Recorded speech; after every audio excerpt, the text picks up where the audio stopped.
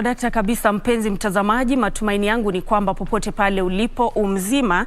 Leo hii ikiwa ni siku ya Jumatano tarehe 16 mwezi Machi mwaka wa 2022, karibu sana kwenye kipindi cha Tamrini, ambapo ni kipindi ambacho tunaangazia tu mazungumzo kuhusiana na yale ambayo yanajiri katika jamii. Na hivyo basi wiki hii imekuwa ni wiki ya kuadhimisha na kusherekea mashirika yasiyokuwa ya kiserikali. Ni siku ambayo ilianza siku ya Jumatatu, na hivyo basi kwenye studio tutakuwa tunaangazia hayo, kuangazia tu ni kipi, ni majukumu yepi ya mashirika yasiyokuwa ya kiserikali, hatua zipi ambazo zimepigwa katika kuyadhibiti, na vile vile kuhakikisha kwamba yanatoa zile huduma kwa wale wasiojiweza katika jamii. Na hivyo basi kwenye studio nitakuwa nazungumza naye Mutuma Nkanata ambaye ni mkurugenzi mkuu wa bodi ya mashirika yasiyo ya kiserikali humu nchini. Hivyo basi wasiliana nasi kupitia kwenye mitandao ya kijamii pale kwenye Twitter @KBC Channel 1 @Nancy Okware. Karibu sana kwenye kipindi hiki, na anayetusaidia kwa upande wa ishara leo hii ni Anne Wangeshi. Moja kwa moja, karibu sana Bwana Mutuma kwenye studio zetu, na pengine tunapoanza tueleze tu kwa kifupi kuhusiana na wiki ya mashirika yasiyokuwa ya kiserikali. Ni baadhi ya masuala yapi ambayo mnaangazia katika kipindi hiki, na ni kuanzia Jumatatu hadi lini? Asante sana Nancy kwa kunikaribisha katika hii kituo ya KBC, Kenya Broadcasting Corporation. Nina furaha tele. Kwanza kabisa, vile umesema, mimi ni mkurugenzi mkuu wa NGO Coordination Board, shirika ambalo linajaribu kudhibiti mashirika yasiyokuwa ya serikali. Kutoka Jumatatu tumekuwa tukisherehekea wiki ambayo inasherehekea kazi nzuri ambayo inafanywa na mashirika yasiyokuwa ya kiserikali. Jumatatu tulikuwa tuna launch ile tulikuwa tunaita NGO Sector Report ambayo ilikuwa inaonyesha ile kazi ambayo imefanywa na mashirika yasiyokuwa ya kijamii mwaka uliopita, mwaka wa kiserikali, na imeonyesha kwa wazi ya kwamba mashirika yasiyokuwa ya kijamii inafanya kazi mzuri. Ile pesa ambayo wameweza kutumia kufanya programs kadhaa kusaidia watu katika jamii ni zaidi ya bilioni 158, 158 billion. Na ile pesa ambayo wameweza kuleta katika nchi hii ni karibu bilioni 138. Hiyo ni kumaanisha ya kwamba hii sekta ya NGOs, sekta ya mashirika ambayo sio ya kiserikali, ni sekta muhimu sana. Kiangalia pesa wameleta ni zaidi ya ile, hata ile pesa inaletwa na kahawa, hata wakati mwingine iko karibu kushinda ile imeletwa na majani chai, ama hata sekta ya watalii. Kwa hivyo ni sekta muhimu sana katika nchi yetu. Kwa hivyo hii wiki kazi ambayo tumekuwa tukifanya hapa Nairobi, tulizindua hii wiki tukiongozwa na waziri wa Interior Dr. Fred Matiang'i, KICC, ili tusherehekee hii wiki, alafu tukazindua hiyo ripoti. Na tumekuwa na maonyesho ambayo inaendelea mpaka kesho. KICC kuna mashirika kadhaa ambao wako na exhibitions, wako na booths huko KICC. Ningeomba wale watu ambao hawajaweza kufika huko, mupitie huko muone ile kazi ambao wanafanya mashirika mbalimbali. Tuko na hata mipangilio ingine katika various regions of this country. Tuko na ofisi Mombasa ambao wameorganize vitu kadhaa ambavyo vinaendelea huko Mombasa. Tuko na ingine Kisumu, kuna mambo kadhaa ambayo inafanywa hii wiki Kisumu, ingine Eldoret na ingine Garissa. Hii mambo yote tuna coordinate ili kusherehekea kazi mzuri ambayo inafanya na hii mashirika yasiyokuwa ya kijamii. Naam, ningependa kidogo kurejesha kwenye ile ripoti ambayo mlizindua siku ya Jumatatu. Pengine tuangazie tu baadhi ya yale masuala ama yale ambayo unaona yalikuwa ni baadhi ya, kwa kimombo wanasema findings, yale ambayo mligundua pale, na ni kipi hasa kuhusiana na idadi ya yale mashirika ya kijamii humu nchini tangu miaka ya hapo awali hadi kufikia sasa. Je, tuko wapi sasa hivi?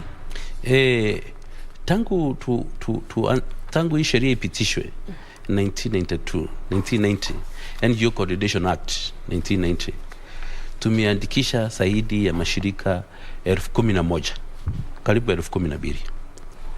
Those registered NGOs, we are almost 12,000. Na ukiangalia mwaka uliopita we have been able to register karibu mashirika 300. Ilikuwa karibu 285 NGOs that were registered. Inamaanisha ya kwamba hii sekta imekuwa ikikua kwa wingi wa mashirika ambayo tumeandikisha, na vile vile kwa ile pesa ambayo wanaweza kutumia na kuleta katika nchi hii kusaidia Wakenya. Na vile wanafanya kazi wakicomplement ile kazi ambayo serikali inafanya. Kwa hivyo si ati ya kwamba wanafanya mambo ambayo sio mazuri. Of course kuna wengine ambao wanafanya mambo ambayo haitakikani, lakini sheria iko na ndio sababu tumesema wote waensure wamekuwa registered na sisi. Secondary, haya mashirika yanafanya kazi katika programs tofauti. Ukiangalia kwa hii report tumelaunch sekta ya health, sekta ya afya. Mashirika isiyokuwa ya kijamii wametumia karibu 20 billion, more than 20 billion kucomplement ile ambayo kazi mzuri inafanywa na serikali. Na ukiangalia hata katika vita ya COVID-19 wamefanya kazi nyingine mzuri sana. They have been able to raise money, wameweza ku raise pesa kusaidiana na serikali katika hii vita ya COVID-19. Na uliona juzi waziri wetu Mutahi Kagwe alisema ya kwamba visa vya COVID vimepungua.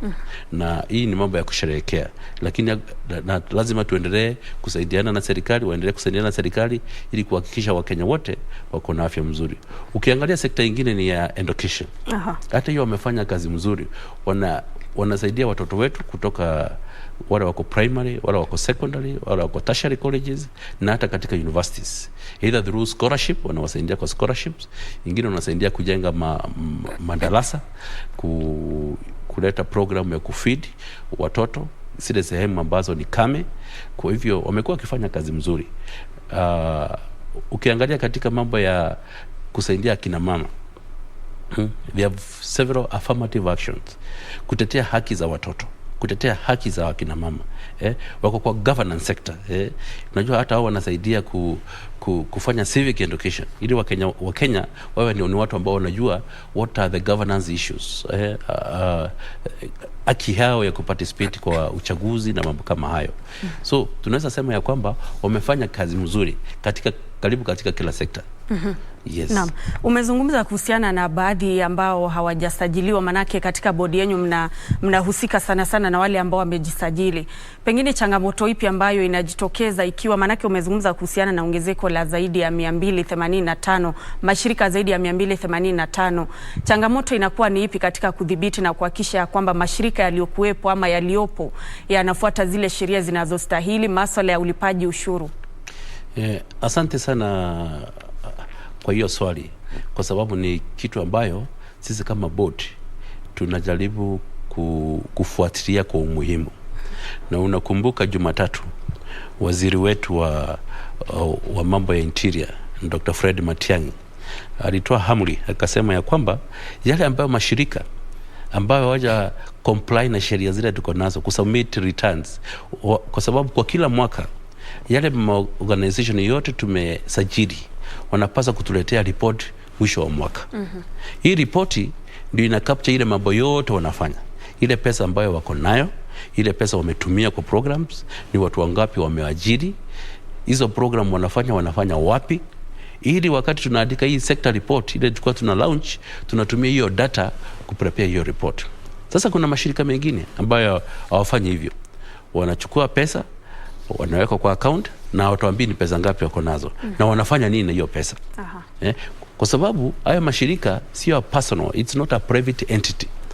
Wakati mtu ameregister an NGO, si ati kwamba ni biashara yako. Haya mashirika ni kama like public organization. You are supposed to be accountable to the public. Kwa sababu wakati unaenda kutafuta hii pesa, unasema natafuta hii pesa kwenda kusaidia hawa watu, kusaidia hawa watoto wako na shida fulani, kusaidia kwa mambo ya education, kusaidia kwa mambo ya health, kusaidia kupelekea watu maji, kusaidia mambo kadha wa kadha. So wakati unalizi hizo pesa sio yako personal. Kwa hivyo hiyo pesa lazima useme umetumia namna gani na ni programs gani ambazo unaenda kufanya na unafanya wapi, ili tu wakati tunaangalia tuweze kuadvise serikali ati hawa wako pande hii na wanafanya ABCD, ili kusikuwe na duplication. Secondly, tunaweza hata advise hao ima bandara ya kufanya hizi program pande hii, unapaswa kupeleka pande nyingine. Kwa ile report ukiangalia wanaonyesha sehemu fulani inasaidiwa na pesa kiasi fulani. Kwa hivyo kuna hizo organization ambazo as submit returns and from our analysis an average ya 3000 organizations ndio wanaleta report kila mwaka. Inamaanisha ya kwamba kuna organizations zingine kadha ambazo asilete report, lakini tunaelewa kuna wale ambao wale register organization wakaachana nazo. They have become moribund. Kuna zingine tuliona asifanyi kazi, they were deregistered some time back. Kwa hivyo tukiangalia kwa makini, karibu organization 5000 to 6000 wako na walete report.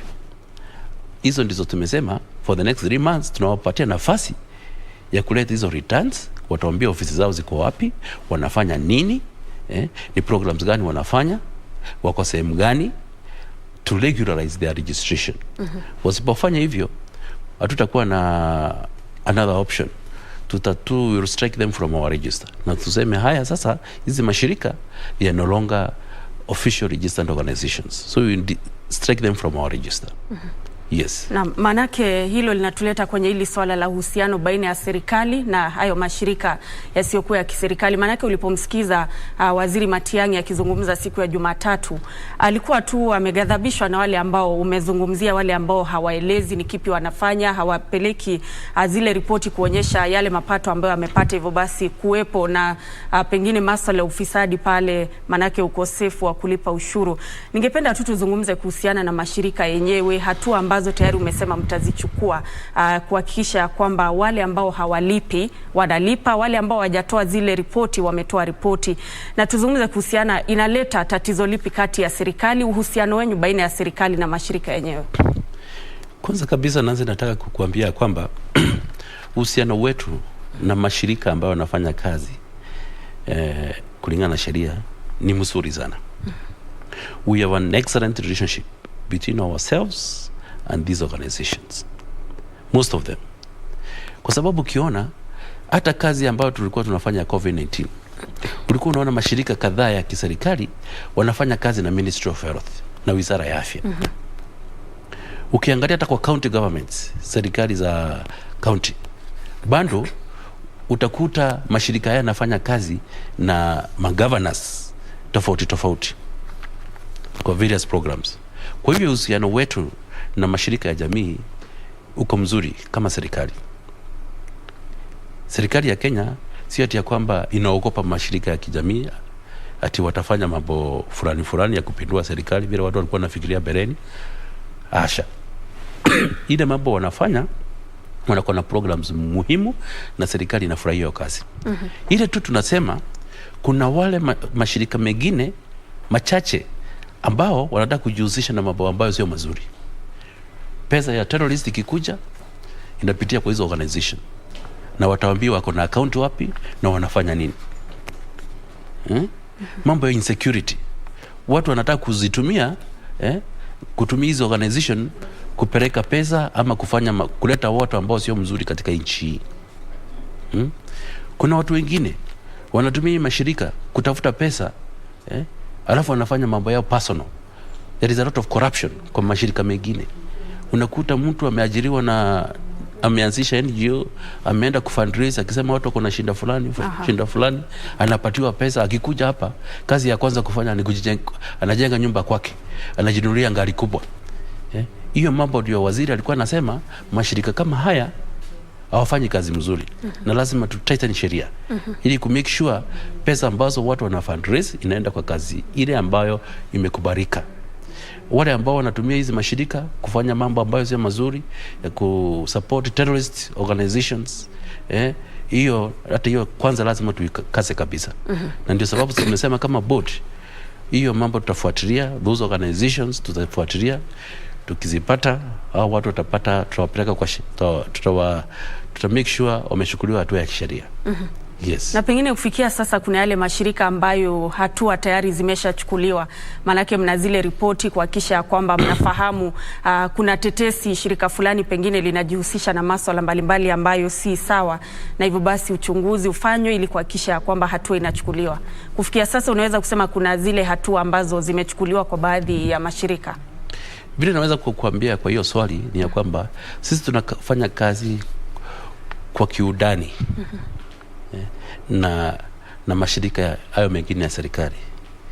Tunafanya na kiudani na National Police Service, tunafanya kazi pamoja na DCI, tunafanya kazi pamoja na ATPU, tunafanya kazi na mashirika yote ya serikali.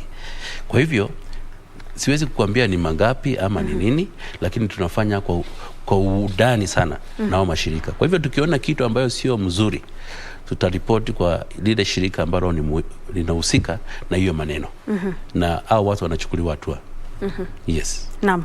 Ningependa kidogo tuzungumze kuhusiana na janga la COVID-19. Wakati ambapo liliripotiwa humu nchini na ulimwenguni kote, ni kwamba wengi waliathirika, biashara nyingi ziliathirika, mashirika mbalimbali yaliathirika. Tuzungumze tu kuhusiana na zile athari ambazo kama mashirika yasiyokuwa ya kiserikali yalishuhudia wakati wa janga la COVID-19. Hii janga la COVID-19 lime affect watu wengi sana, including mashirika yasiyokuwa ya kijamii. Unajua wale ambao waliathirika sana walikuwa... Kidogo tu nitakukatiza. Ningependa tusikize waziri wa elimu Profesa George Magoha ambaye anatoa taarifa yake kuhusiana na mtihani wa kitaifa wa KCSE ambao uling'oa nanga rasmi siku ya Jumatatu. Hivyo basi hebu tusikize anachosema. We just found 2 teachers discussing the chemistry paper, and all they could say, oh, me, I got E in chemistry, so there's nothing I can. But what are you doing with my paper outside? And there are 2 of you. So I think unless there's a question, mine is to say that we are going on very well. There's absolutely no cause for alarm. Do not use the word leakage, because this exam will not leak unless you want to go and bomb one of the containers. Because each container is opened at the same time in your presence, isn't it? Yes. Everywhere. And we inspect, and this is why I insist that you inspect the integrity of the material that is coming from the containers. So don't come and tell us that, yes, we have found cell phones, but they have answers before the exam is done. That is for 7 years ago. Unless there's a question, ladies and gentlemen. Yes, you talked of...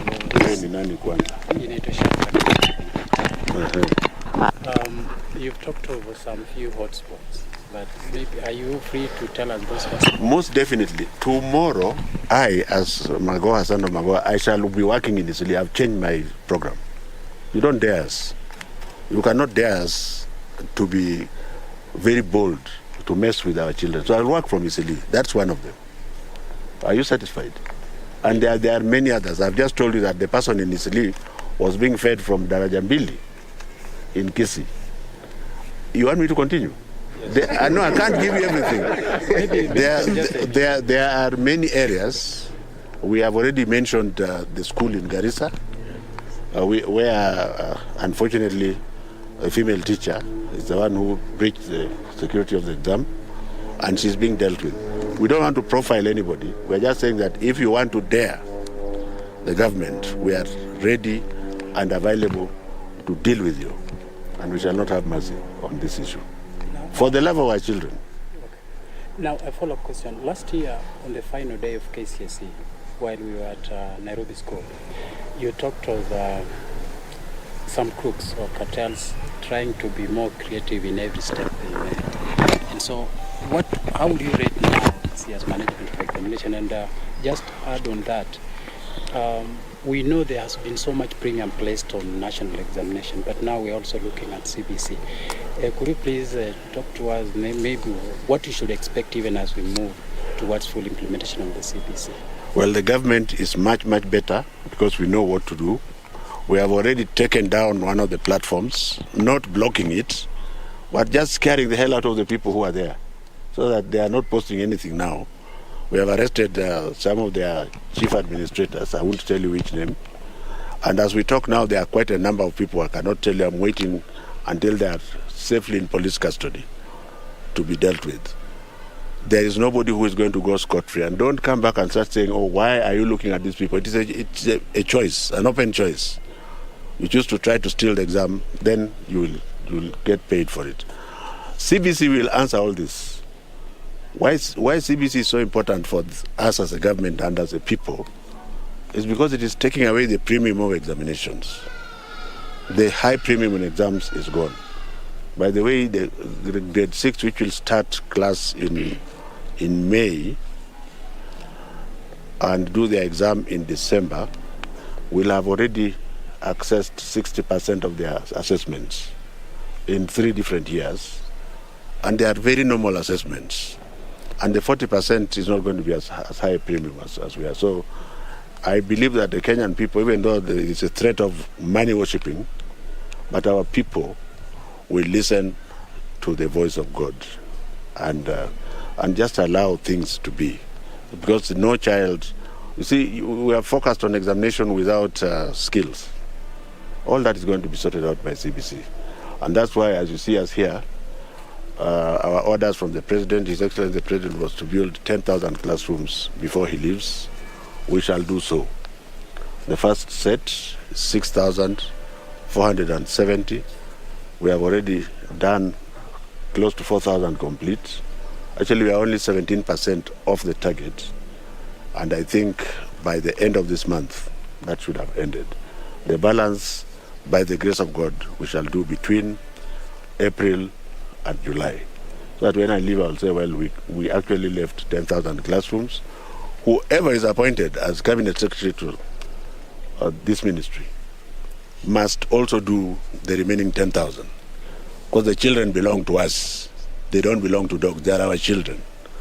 Are you more satisfied now? Well, yes, thank you very much for the effort that you are doing. This morning you have visited a candidate at Nairobi Women's Hospital, Odhiambo. Yes. Is it unethical for Odhiambo to do an exam in hospital? Second, do you have any plan to have an avenue that you can have a supplementary exam for the such case? Two, there's some candidate from a school called Kiru. The surgeon's mind works one at a time. Okay. So you can't tell me to do 2 operations at the same time. So the child that I visited this morning, first of all, I've been a practicing surgeon for close to 40 years. So you can be sure that I assessed the child. And I assessed the child based on our current laws and arrangements, which means is it risky for us to allow the child to try or to wait for another year? And in my considered opinion, it was possible for the child to continue from there. Perhaps it's not the best scenario, but then when you say, if you know what we go through to create one paper, the moment you say there's going to be a supplementary exam, it is going to be very costly. It will be very costly, and many other people will fake their. When they see the exam is difficult, they will collapse. Kenyans are very interesting people. So for me, between now and October, and you have to be fair to me, let me use the current laws. If it was in my opinion that the child was very sick and could not do exams, we would have allowed her because the health comes first. And there are many others who have helped themselves, they have relieved themselves of their children, who are also working that way in hospitals. Last question. My name is Jacinta. Issue of exam malpractice. A month ago, you mentioned that he has not moved to a higher level to make decisions being able to facilitating cheating by asking for this of students. What assurance are you giving to students, parents, and teachers? That some principals are saying that if cheating at this level is going to happen at higher levels. Let me answer you this way. We don't allow you to our marking centers because a marking center, for example, a room in a marking center is an open basket. You have about 10 or 12 teachers around the table. CCTV camera is there. Everybody is watching you. So if we are going to mark one paper, most likely 6 different people or more will mark that paper on the same table. Are we together? And then the chief examiner and the deputy chief will look through and agree that the score that you have gotten is correct.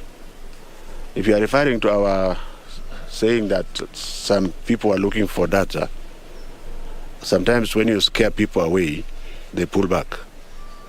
So we haven't seen that formation coming forward again. Are we together here? So every child will get the mark that the child requires. And in terms of handling the data at NEC, we secured the NEC data, then the NEC servers completely out of access. There are 1 or 2 or 3 people who will have virgin access to our data. So, and there are people who have been tested for the last 6 years. So I don't think we should worry. Every child, including the one in Korogocho, will be treated just like the one from here. I don't think you should worry about it. And in any case, it has worked for 6 years. Why do you think this year is not going to work? And yet the government is more keen, because this year there's something called election, where people are saying so many things which are not important. Everybody is saying whatever he likes. But for us, ours is to ensure that the children have exam. And going back to CBC, I think it's important for the nation to remember that the exam that will be done in December, November, December, for the CBC, that exam is ready and is printed, and the government is going to pay for it. The classes that the children will enter in 2023, simoja ni, isn't it? And you seem to be like the reproductive guys, so you have children in CBC. CBC is going to force you to talk to your child, not just to leave money with the maid and you have gone to work for 2 days and then you say, oh, imeisha, ningapi unabaki? Apana, the child needs you. Do you get the point? And the myth of cost is actually a myth. Absolutely. If I use golden plates, my grandchild will come and clean the golden plates. If you use a calabash for porridge in the house, if the order was to go and clean utensils, then your child will clean that calabash, and he or she has still learned. Naelewa? Asanteni sana. One more question, please. Yeah, most of the time we had you saying that you are telling the principal, let them allow the candidate to do an exam. Yes.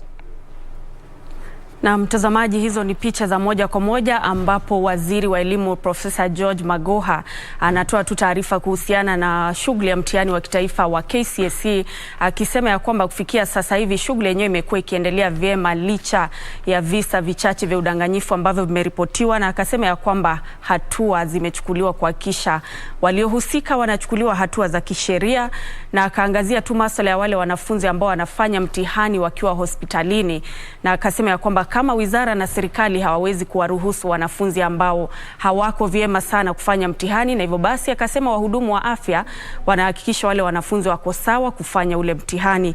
Mwanahabari wetu Adan yuko pale na atakuwa anatupa maelezo zaidi kwenye taarifa zetu mwendo wa saa 7.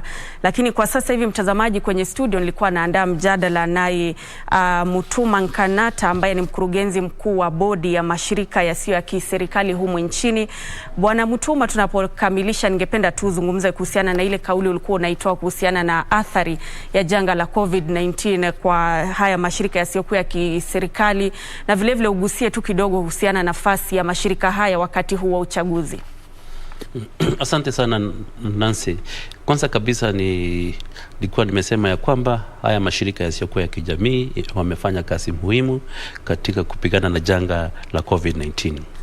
Wamekuwa na programs kadha kusaidia watu kupata sanitizers, kufanya elimu ya kijamii kuhusu vile watapigana na hii COVID-19.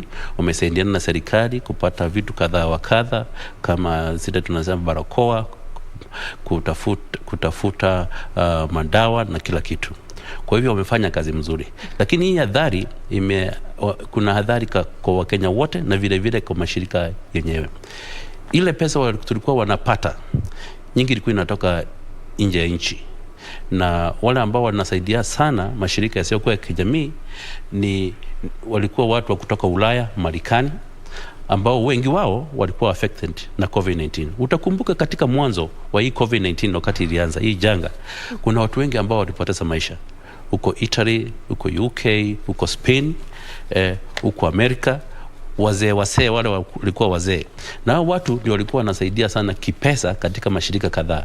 Kwa hivyo ukiangalia katika hii report tumetoa, mashirika ya kijamii pesa ilipungua ile ambayo ilipatikana hii mwaka uliopita karibu 30 billion. Before ilikuwa karibu 160 billion, lakini sasa tumeripoti upungufu wa pesa katika hii mwaka uliopita. Kwa hivyo watu wameathiriwa. Wale ambao walikuwa wanafanya kazi, wengine wao wamepoteza kazi. Wengine wao mshahara umepunguzwa. Wengine wao sasa wamekuwa wakifanya kutoka nyumbani. Kwa hivyo kumekuwa na adhari. Na vile vile unajua Wakenya vile vile wamekuwa affected. Vile walikuwa wanafanya conferences kwa mahoteli, hizo hazifanyiki siku hizi. Lakini sasa kwa sababu nchi imefunguliwa, we hope hiyo sekta ya mahoteli itapick up. Na unajua kuna watu wengi walikuwa wanafanya kazi huko na wamepoteza kazi. Kwa hivyo hii adhari ya COVID-19 imekuwa kali sana. Na tungetaka tukienda katika uchaguzi sasa, tungetaka kuomba mashirika yasiyokuwa ya kijamii wafanye mambo ya civic education, mambo ya kuelimisha mambo wa Kenya, jinsi ya kupiga kura na kuwe na amani, watu wasiingie katika vita, hakuna haja ya kupigana. Tungewaomba waongee juu ya kuleta amani katika taifa letu la Kenya, na watu wote wajione kama wa Kenya, sio makabila vile wengine wanafikiria sijui mimi ni wa kabila hii, kabila hile. Sisi sote ni wa Kenya. Na wale ambao wanaingilia mambo ya siasa, tungewaomba wasipendelee upande wote. Wafanye ile mambo ambao wamesema watafanya. Kama ni civic education, we want to see impartial civic education. Hatutaki ambao watu watumie nafasi hiyo kupigia debe mtu fulani ama chama fulani. We want to see an impartial process of delivering civic education. Na tunataka wahubiri mambo ya amani, wahubiri mambo ya amani katika taifa letu, ili tufanye uchaguzi ambao uko na wa haki na ukweli, free, fair and impartial elections. Yes. Naam, shukran sana kwa muda wako, na tutatamatishia hapo, na tunatumai ya kwamba yote ambayo mtakuwa mnajadili pale katika hii wiki ambayo inaendelea pale KICC na vile vile katika kaunti mbalimbali itakuwa inazingatiwa, angalau sekta yenyewe iweze kuimarika. Hivyo basi shukran sana kwa muda wako. Mtazamaji, huyu amekuwa ni Mutuma Nkanata ambaye ni mkurugenzi mkuu wa bodi ya mashirika yasiyo ya kiserikali humu nchini. Tumeangazia tu masuala mbalimbali kuhusiana na jinsi ambavyo mashirika hayo yanaleta manufaa katika jamii kwa kushirikiana na serikali kuimarisha sekta mbalimbali ikiwemo afya, elimu na hata kuwezesha jamii. Na hivyo basi ni mjadala ambao unatufikisha kwenye tamati ya Tamrini. Shukran sana kwa wote waliotazama, lakini kumbuka ya kwamba taarifa zaidi utakuwa unazipata mwendo wa saa 7 ukiletewa naye Ben Troy Njue kwa lugha ya Kimombo. Mimi naitwa Nancy Okware, mfasiri kwa upande wa ishara ni Anne Wangeshi. Kwa heri.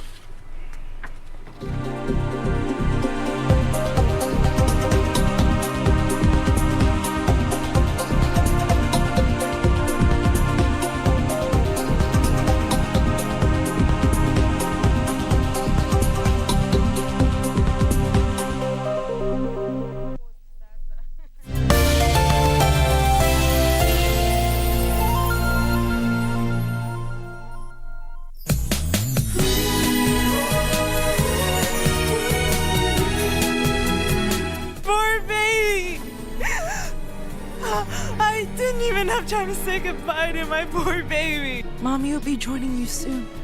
Mommy will join you. Could you just calm down? Give me my daughter back! Give me my daughter back! Give her back! Your daughter's death was the result of your negligence as a mother. How could you blame us for that?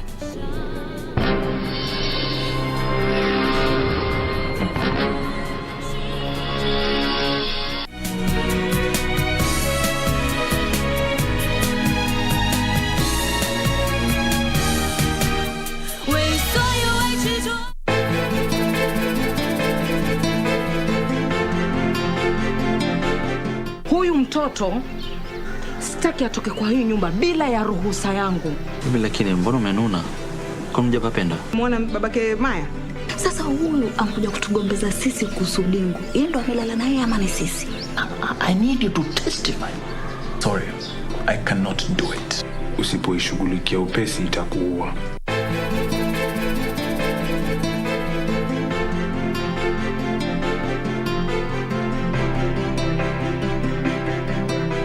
Mundos divididos por una sombra de traición. And I also heard that you were looking for a Mexican partner, am I right?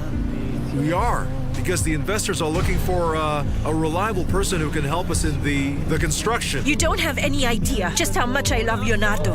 And to be honest with you, you're the last person in the world who should be judged. If Leonardo's career gets destroyed, you only have yourself to blame, Mariela. The homeless man did not kill Florencia. So how much are they paying you to find a scapegoat, attorney? How much? Did you have anything to do